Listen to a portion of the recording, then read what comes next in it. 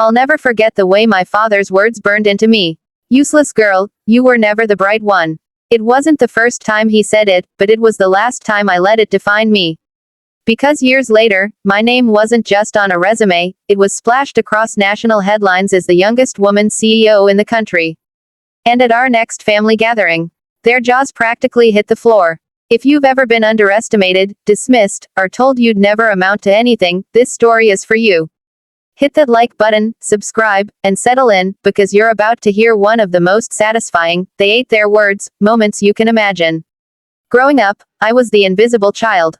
Not in the sense that my family didn't see me, but in the sense that they chose not to really notice me. I had an older brother who was the golden boy. Straight A's, sports trophies, charming smile, the whole, future leader, package. My father adored him. My mother bragged about him to relatives like it was her full-time job. And then there was me. Quiet, bookish, more comfortable sketching designs in a notebook than being the center of attention. Every time I tried to share an idea at the dinner table, it was dismissed before I could even finish my sentence. And if I failed at something, even once, it became ammunition. One evening when I was 15, my father delivered the line that would stay with me for years. Useless girl, you were never the bright one. The thing is, he didn't say it in anger. He said it casually, almost matter of fact. Like he was just stating a universal truth, as obvious as the color of the sky. And in some ways, that was worse. That night, I went to bed staring at the ceiling, my chest heavy and my mind replaying those words on a loop. But somewhere deep inside, something started to shift. I didn't cry. I didn't argue. I just decided. If they thought I was useless, I'd build a life so big, so undeniable, that they'd never be able to ignore me again. The next few years, I poured myself into learning, not in the ways my family valued, but in ways I valued. I taught myself graphic design. I learned to code. I studied marketing strategies in secret between shifts at the local coffee shop. I started small, freelance projects for local businesses, designing logos, building websites. The money was barely enough to cover my rent when I moved out at 18, but the skills I was stacking, they were priceless. Meanwhile, family gatherings were torture. My father's conversations with my brother revolved around his internships, his career plans, his bright future.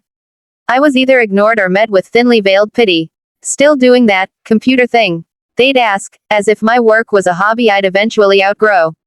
I smiled. I nodded. And I kept building. By the time I was 24, I had turned my freelance work into a small digital marketing agency. Nothing flashy, just a handful of employees, steady clients, and a growing portfolio. Then I landed a contract that would change everything, rebranding a struggling mid-sized tech company. It wasn't just a gig. It was an opportunity. And when I saw how mismanaged they were, I realized something wild. They needed more than a rebrand. They needed leadership. Through a mix of audacity, relentless work, and frankly, outmaneuvering some executives who underestimated me, I positioned myself as the solution. When their CEO resigned, I was offered the role. At 28, I became the youngest woman CEO in the country. The first morning after the announcement, I woke up to see my name in headlines. Friends texted screenshots. Old classmates messaged congratulations. And my family, silent, until the next family gathering. I walked in wearing a simple black dress, nothing ostentatious. My hair pulled back, my posture confident. Conversations hushed as I entered. My father looked up from his seat at the head of the table, and for the first time in my life, he had nothing to say. His jaw literally hung open. My mother blinked rapidly, like she wasn't sure if she was dreaming. My brother smiled awkwardly. Someone, I think my aunt, finally broke the silence with, "I saw you in the news." I smiled politely and said, "Oh, that. Just work stuff." For the rest of the night, they hung on my every word. The same people who used to cut me off mid-sentence were now asking for my advice, my opinion, my time. I didn't gloat. I didn't rub it in. My revenge wasn't about shoving my success in their faces.